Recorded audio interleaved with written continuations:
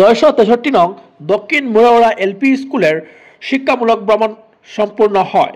এই মুহূর্তের সবচেয়ে বড় খবর সোনার ভারত ফেসবুক পেজের মাধ্যমে গত 29/1/2025 রোজ বুধবার 663 নং সাউথ মুরাওড়া এলপি স্কুলের প্রধান শিক্ষক মৌলানা সুফিয়ান আহমেদের নেতৃত্বে ছাত্রছাত্রী এবং স্টাফ সদস্যদের নিয়ে বায়োডাইভার্সিটির বাস্তব অভিজ্ঞতার জন্য সোনাতুলা বিএসএফ ক্যাম্পের বর্ডার এরিয়ার বিভিন্ন অংশ পরিদর্শন হয়। শ্রদ্ধেয় বিএসএফ অধিকারীরা ছাত্র শিক্ষকদেরকে পর্যাপ্ত শ্রদ্ধার সহিত বরণ করেন। বিএসএফ অধিকারীরা ছাত্রছাত্রীদের সহিত দীর্ঘক্ষণ মত বিনিময় করেন। ছাত্রছাত্রীদের উদ্দেশ্যে উৎসাহব্যঞ্জক বক্তব্য তুলে ধরেন। বিএসএফ এর স্কোয়াড সহকারে পুরা টিমকে বর্ডার এরিয়ার বিভিন্ন দিক দেখানো হয়। ছাত্রছাত্রীরা ও বিএসএফ অধিকারীদের উষ্ণ সংবর্ধনা প্রদান করে। স্কুলের কিছু প্রয়োজনীয় আসবাবপত্র ডোনেট করার জন্য ছাত্রছাত্রীরা বিএসএফ অধিকারীদের হাতে একটি স্মারকপত্র তুলে দেন। ওনারা শীঘ্রই দাবি পূরণ করার চেষ্টা করবেন বলে আশ্বাস প্রদান করেন।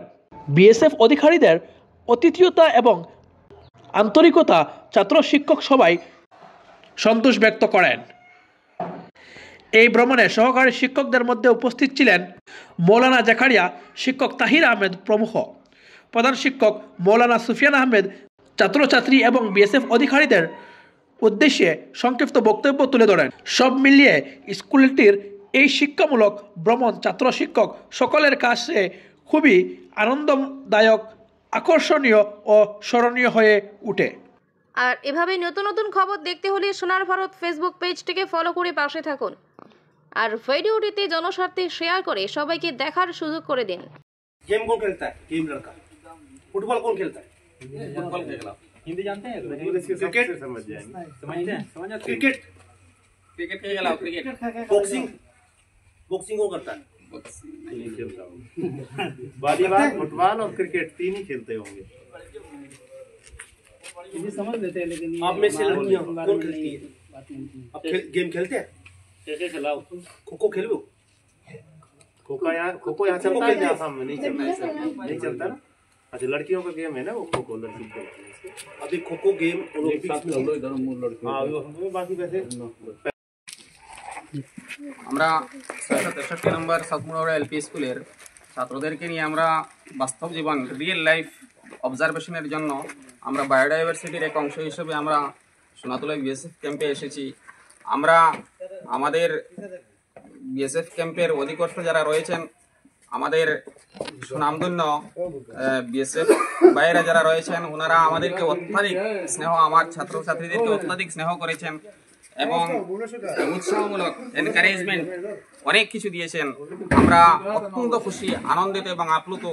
আমার ছাত্রছাত্রীরাও আপ্লুত ওনাদের এই আতিথেয়তা দেখি, ওনাদের এই ছাত্রছাত্রীদের প্রতি ওনাদের আকর্ষণ দেখে আপ্লুত। এবং ওনারা আমাদেরকে আমাদের ছাত্রছাত্রীদের উদ্দেশ্যে বলেছেন যাতে উপযুক্ত মানুষ হয়ে এই দেশের সেবা করতে পারি। আমরা আমাদের বাচ্চাদেরকে, তোমাদেরকে বলছি, ওনারা যারা রয়েছেন ওনারা দিন রাত একাকার করে পরিশ্রম করে যাচ্ছেন। কোথায় বাড়ি, কোথায় ঘর, সবকিছু একাকার করে পরিশ্রম করে যাচ্ছেন। আমাদের দেশ, আমাদের জাতি, আমাদের ইজ্জত হুরমত সবকিছু সুরক্ষা দেওয়ার জন্য দিন রাত পাহারা দিয়ে যাচ্ছেন। সুতরাং আমরাও এই দেশের এক একজন সুনাগরিক হিসাবে আমরা যেন গড়ে উঠতে পারি, আমরা যেন এক একজন মৌলানা আবুল কালাম আজাদ হয়ে উঠতে পারি, আমরা যেন মহাত্মা গান্ধী হয়ে উঠতে পারি, আমরা যেন এপিজে আব্দুল কালামের মতো ব্যক্তিত্ব হিসাবে আমরা নিজেকে তুলে ধরতে পারি, এই কামনা রেখে আমাদের স্যাররা এই কথাগুলি বারবার তোমাদের উদ্দেশ্যে বলেছেন। গতিকে আমরা আমাদের ভবিষ্যৎ জীবনকে একটা সুন্দর এবং উজ্জ্বল জীবন হিসাবে এই দেশের সেবা করার মনোভাব নিয়ে, এই দেশ আমাদের দেশ, এই দেশের মাটিতে আমরা জন্মেছি, এই দেশের মাটিতে আমরা কবরস্থ হব, এই দেশের উন্নতি, এই দেশের অগ্রগতির জন্য আমরা সদা সচেষ্ট থাকবো, সেই প্রতিজ্ঞা আজকে আমরা এখান থেকে করে যাচ্ছি। ধন্যবাদ।